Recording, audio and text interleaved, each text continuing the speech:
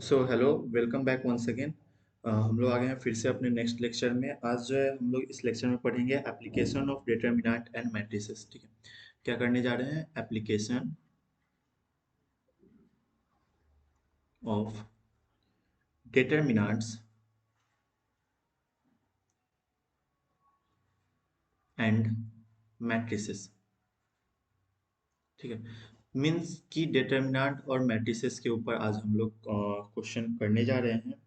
And इसमें जो है मैं आपको आसान तरीके से कैसे इस एक्सरसाइज को बनाया जाता है वो सिखाऊंगा। ठीक है, इस चैप्टर मीन्स टॉपिक में आपको बेसिकली लीनियर इक्वेशन का नॉलेज होना जरूरी है। ठीक है, मीन्स इसमें जैसे कि आपने linear equation in three variable, ठीक है, जो होता है ना, वो आपको इसमें कवर करना होगा। ठीक है, थ्री वेरिएबल, फोर वेरिएबल, ठीक है, इस तरीके से कवर करना होगा। चलो देखो क्या है, सिंपल सी बात। ठीक है, आ जाओ।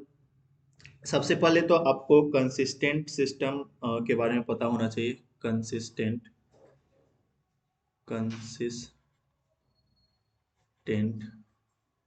सिस्टम, ठीक है। कंसिस्टेंट सिस्टम क्या होता है ये आपको पता होना चाहिए। क्या होता है कंसिस्टेंट सिस्टम? तो a system of equation is said to be consistent if its solution exist, मतलब जिसका सॉल्यूशन एग्जिस्ट करता है। ठीक है, कितना सॉल्यूशन? एक या एक से ज्यादा, वन और मोर सॉल्यूशन। ठीक है, जिसका सॉल्यूशन एग्जिस्ट करेगा उसको कंसिस्टेंट सिस्टम, सॉल्यूशन एग्जिस्ट करेगा consistent system. Second, non inconsistent system, inconsistent system.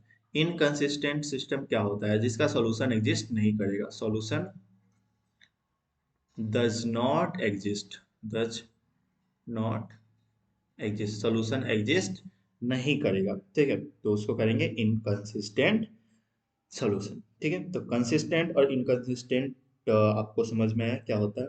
अब चलो, ये जो कंसिस्टेंट और इनकंसिस्टेंट है ना, ये आपको ऑब्जेक्टिव में पूछा जा सकता है। अब solution of system of linear equation using inverse of a matrix. ठीक है, इनवर्स ऑफ मैट्रिक्स से हम लोग क्या सीखेंगे? लीनियर इक्वेशन को निकालना, सॉल्व करना सीखेंगे। ठीक है, लीनियर इक्वेशन को सॉल्व करना सीखेंगे। बट यहाँ पे जो है आपको इक्वेशन किस तरीके से दिया रहेगा वो इस प्रकार दिया रहेगा। देखो, इक्वेशन जो होगा, आपको मैं स्टेप सिखा रहा हूँ। ठीक है, तो इक्वेशन जो होगा वो किस तरीके से होगा? इस तरीके से, A one X plus B one Y plus C one Z equal to D. ठीक है, डी वन मीन्स की ए वन एक्स मीन्स, देखो यहाँ पे ए one B one C one और डी वन ये सभी कांस्टेंट है, और एक्स वाई और जेड ये वेरिएबल है। ठीक है, तो कितने वेरिएबल है? तीन वेरिएबल है। ठीक है, तो इसी तरीके से आपको तीन equation, A two X plus B two Y plus C two Z is equal to D two. ठीक है, इसी तरीके से A three X plus B three Y plus C three Z equal to D three. इस तरीके से तीन equation आपको गिवन है। कितने इक्वेशंस गिवन है? थ्री इक्वेशंस आपको गिवन है। अब इसको मैट्रिक्स के फॉर्म में करके सॉल्व करना है। ठीक है, मीन्स मैट्रिक्स के फॉर्म में करना है, देन इसको सॉल्व करना है। ठीक है, तो आसान सी चीज है ये, बहुत इजी है। देखो आपको कैसे फॉर्म करना है। आपके पास तीन टर्म होगा, एक ए होगा, ए जो होगा आपका क्या होगा? मैट्रिक्स होगा। ए जो है आपका मैट्रिक्स है, और ये इसके अंदर क्या होगा? तो जितने भी A one B one C one A two B two C two A three B three C three है ना, ये सभी होंगे। मीन्स की ए वन, ठीक है, बी वन सी वन, इस तरीके से A two B two C two, ये इक्वेशन से ही हम ले रहे हैं। ठीक है, इक्वेशन में है ना A one B one C two जो भी है सो, ठीक है, तो वहीं से हम ले रहे हैं, अलग से कहीं से नहीं आ रहा। C two A three B three C three, इस तरीके से ये है आपका ए। ओके, एंड आपको यहाँ पे एक्स भी पता होना चाहिए। एक्स, एक्स क्या है? तो एक्स आपका यहाँ पे है एक्स वाई जेड, ये आपका एक्स वाई जेड आपका है। कौन सा? भैया X X X Y Y Y Z Z Z, सब में तो एक्स ही है ना। एक्स वन एक्स टू रहता तब ना इस तरीके से नहीं लिख पाते, लेकिन एक्स है आपका ये। और एक है आपका बी, बी जो होता है आपका इक्वल टू के इधर जो कांस्टेंट होता है सिर्फ और सिर्फ कांस्टेंट अकेला वो होता है, मीन्स D1 D2 D3 इस तरीके से। ये तो ए एक्स बी तीन टर्म होते हैं और ये तीनों टर्म के बीच में एक रिलेशन होता है और वह रिलेशन होता है क्या, ध्यान से देखो, यह जो रिलेशन होता है वह रिलेशन क्या होता है, यहाँ पे मैं लिख रहा हूँ a into X equal to B. ठीक है, क्या होता है a into X equal to B, यही आपका रिलेशन होता है और यहीं पे हमको ये जो x है इसका वैल्यू निकालना होता है। ठीक है, एक a पता होता है b पता होता है, क्योंकि a कांस्टेंट होता है b भी कांस्टेंट होता है, कांस्टेंट टर्म पता होता है, हमको x निकालना होता है, हम निकाल लेते हैं यहाँ से। ठीक है, चलो, तो आसान है ये चीज। ठीक है, अब देखो, अब ए एक्स इक्वल टू बी है, तो यहाँ से तुम बोल सकते हो भैया एक्स इनवर्स जो होगा, यहाँ से तुम बोल सकते हो, क्या बोल सकते हो कि ये जो एक्स इनवर्स होगा ये किसके बराबर होगा, सॉरी एक्स इनवर्स नहीं ना, एक्स होगा, सॉरी सॉरी सॉरी, यहाँ पे गलती हो गया ना, एक्स होगा वो किसके बराबर होगा, ए इनवर्स इंटू बी के बराबर होगा।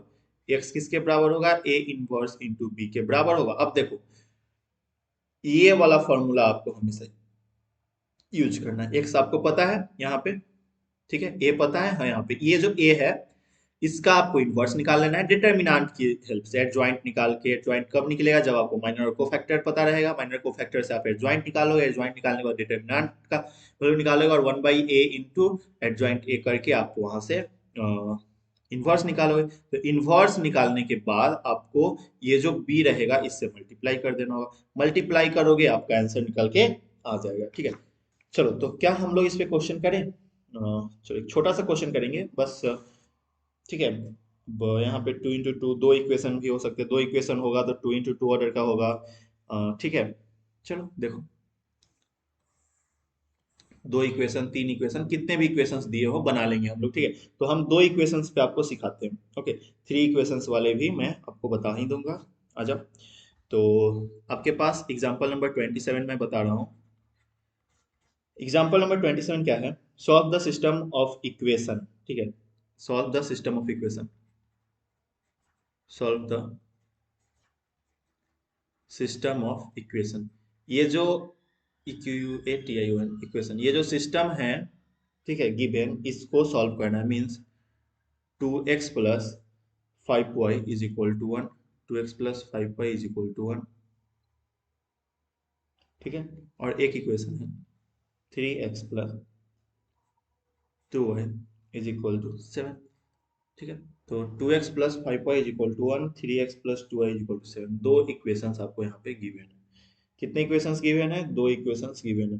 The system equation can be written in the form of ax plus b के फॉर्म में इसको हम लोग लिखेंगे। तो सबसे पहले तो हमको a पता होना चाहिए, a कितना है, तो 2 5 3 2, देखो ना, a a1 b1 a2 b2 लिख दिए। x कितना है, तो x आपका x और y यही है। ठीक है, उसके बाद आपको क्या पता होना चाहिए, b पता होना चाहिए, b कितना है 1 7, b हो गया।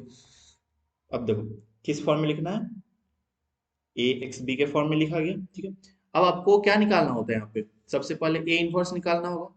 ठीक है, क्योंकि भैया आपको फॉर्मूला पता है ना, X is equal to A inverse into B, ये वाला फॉर्मूला पता है ना। इस फॉर्मूला के लिए आपको क्या फाइंड करना होगा, ए इनवर्स फाइंड करना होगा, तो ए इनवर्स फाइंड कर लो।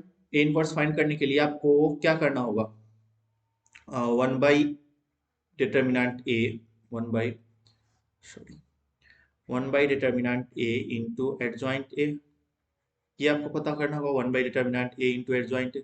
तो 1 डिटर्मिनेंट ए क्या होगा वो पहले देखो, A inverse equal to 1 determinant A, determinant A कितना होगा, तो 1/2 2 4 -15, 4 - 15 -11 हो जाएगा, तो ये होगा -11। ठीक है, -1/11 होगा। एडजॉइंट ए कितना होगा, तो एडजॉइंट ए आपको देखो यहाँ पे क्या हो जाएगा, तो चेंज होता है, चेंज हुआ तो 2 और 2 ही रहेगा, और इसका साइन चेंज होता है, -3 और -5 हो गया, चेंज हो गया इस तरीके से। तो ये आपका ए इनवर्स निकल गया। तो ए इनवर्स इक्वल टू सब में मल्टीप्लाई कर दोगे तो क्या हो जाएगा, -2/11। ठीक है, -2/11, माइनस माइनस प्लस 5/11। ठीक है, यहाँ पे -3/11 और यहाँ पे -2/11। यहाँ माइनस माइनस प्लस हो जाएगा ना, सॉरी यहाँ माइनस माइनस प्लस, यहाँ -2/11 इस तरीके से हो जाए। तो ए इनवर्स निकल गया। इनवर्स आपको पता चल गया, ए इनवर्स कितना है, -2/11, 5/11, 3/11, -2/11। ठीक है, ये आपका ए इनवर्स है। ठीक, अब ए इनवर्स पता है, बी पता है आपको, एक्स निकाल लो। चलो देखते हैं, यहीं पे साइड में करें क्या हम लोग। तो इस फॉर्मूला पे पुट करो तो x इक्वल टू, एक्स क्या है लिखो दो ना, x का वैल्यू क्या है, एक्स वाई, ये है, equal to A inverse. A inverse कितना है, -2/11,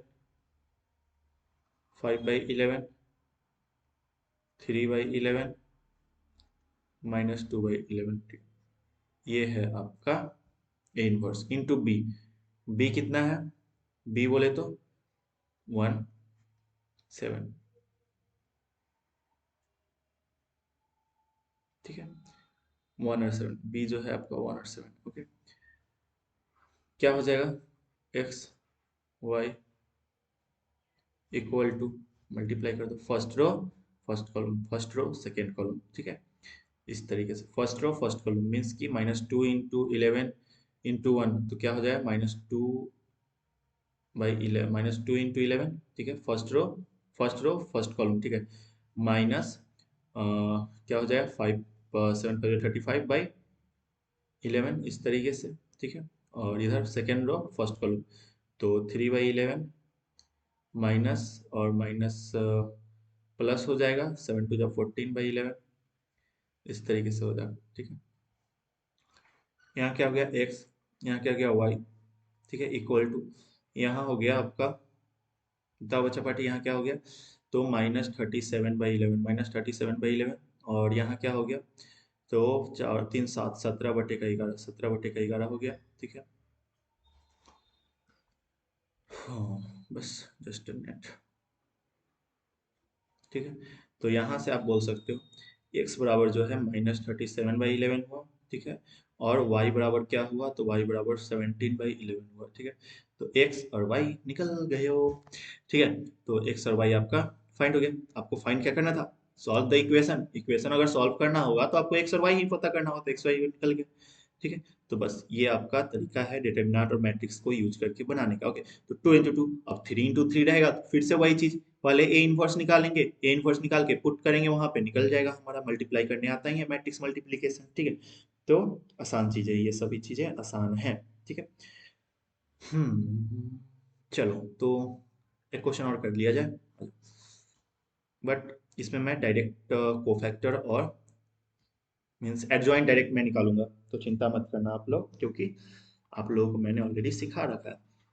20th क्वेश्चन है, 3x - 2y + 3z, 3x - 2y + 3z। ठीक है, ये क्वेश्चन आता है एग्जाम में, इज इक्वल टू 8, क्या दिया हुआ है, 8 दिया हुआ है। ठीक है, ध्यान से, ये क्वेश्चन आता है एग्जाम में, 2x + y - z, 2x + y - z equal to क्या दिया हुआ है, 1 दिया हुआ है, equal to 1। 4x - 3y + 2z, 4x - 3y + 2z equal to given है 4। ठीक है, ये आपको गिवन है, 3x - 2y + 3z equal to 8, 2x + y - z equal to 1, 4x - 3y + 2z equal to 4। ठीक है, ये आपको गिवन है। ओके, एंड इसमें आपको क्या करना है, ठीक है, इसमें आपको करना क्या है, ध्यान से दो, ए निकाल लेना है सबसे पहले। ए कितना है यहाँ पे, ए है आपका 3 2 4 2, यहाँ पे कुछ नहीं तो 1 1, और यहाँ -3 क्योंकि -3 है। ठीक है, -3, यहाँ पे 3, यहाँ पे कुछ नहीं तो 1 -1। ठीक है, क्योंकि माइनस था, और यहाँ पे 2, इस तरीके से ए आपका निकल गया। एक्स क्या होगा, तो एक्स तो सिंपल है ना, XYZ कि 3 है यहाँ पे। ठीक है, 3 इक्वेशन इसलिए XYZ, और बी क्या होगा, तो बी भी आपको गिवन है ना, कांस्टेंट 1 8 1 4, बी भी आपको पता है, ए एक्स बी पता है। ठीक है, अब सबसे पहला हमको ए इनवर्स निकालना है। ठीक है, तो ए इनवर्स कितना होगा, सबसे पहले डिटर्मिनेंट ए 1/√, डिटर्मिनेंट ए कितना होगा बोलो बच्चा पार्टी, तो डिटर्मिनेंट ए जो होगा 70 -17 होगा, मीन्स -1/17 लिख दिए। और एडजॉइंट ए कितना होगा, तो देखो एडजॉइंट ए मैं डायरेक्ट यहाँ पे लिखूंगा, आप लोग कंफ्यूज मत करना, ठीक है, क्योंकि एडजॉइंट ए खुद से निकालना है। फाइंड, आपको मैं बोल दे रहा हूँ, find determinant A and adjoint A by own, खुद से निकालना है, ठीक है, खुद से निकाल के देखो क्या हुआ। नहीं आता निकालने तो फिर पीछे का वीडियो देखो, निकलने आ जाएगा, ठीक है, सीख लोगे आप। तो यहाँ क्या हो जाएगा, -1 -8 -10, ठीक है, -5 -6 -5 -6 1 -197 -197, ठीक है, ये आपका हो गया एडजॉइंट ए, ठीक है। तो A inverse is equal to 1/डिटर्मिनेंट ए इंटू एडजॉइंट ए आपका हो गया ए इनवर्स, ठीक है। ए इनवर्स जब निकल गया, देन आपको क्या फाइंड करना है, सिंपल सा चीज है ना, आपको एक्स फाइंड करना है, ठीक है, पुट कर दो ना फॉर्मूला में, X equal to A inverse into B, ये होता है ना फॉर्मूला।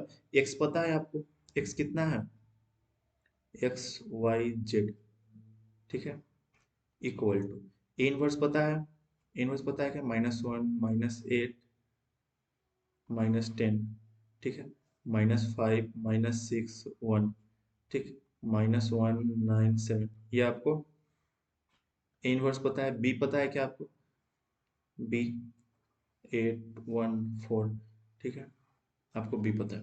अब यहाँ से इन दोनों को मल्टीप्लाई करो, एक्स वाई जेड निकल जाए, तो मल्टीप्लाई करने पे कितना आएगा देखो ध्यान से, तो एक्स वाई जेड, ये तो उसी तरीके से रह जाएगा। और इधर जब मल्टीप्लाई करोगे तो आपको आएगा -17 -34 एंड -51, ये आपका आएगा एक्स वाई जेड, ठीक है। तो यहाँ से, और 1/17 इधर था ना ए इनवर्स में, 1/17, यहाँ पे कहाँ छोड़ दिया मैंने इसको, -1/17, इसको लिखना पड़ेगा ना, क्योंकि एडजॉइंट ए था, तो एडजॉइंट ए लिख के छोड़ छोड़, ये इनवर्स लिखना था ना, एडजॉइंट ए थोड़ी लिखना था, तो इनवर्स इंटू एडजॉइंट ए यहाँ पे लिख दिया और मल्टीप्लाई कर दिया। अब यहाँ पर भी तो आपको -1/17 से मल्टीप्लाई करना होगा, बोलो बच्चों बेटे, -1/17 से मल्टीप्लाई करना होगा ना, तो कर दो -1/17, ठीक है। तो X Y Z equal to, यहाँ पे आएगा आपको मल्टीप्लाई करोगे तो इक्वल टू +1, ठीक है, यहाँ पे +2, यहाँ पे +3, इस तरीके से आ गया, किस तरीके से आ गया, इस तरीके से आ गया।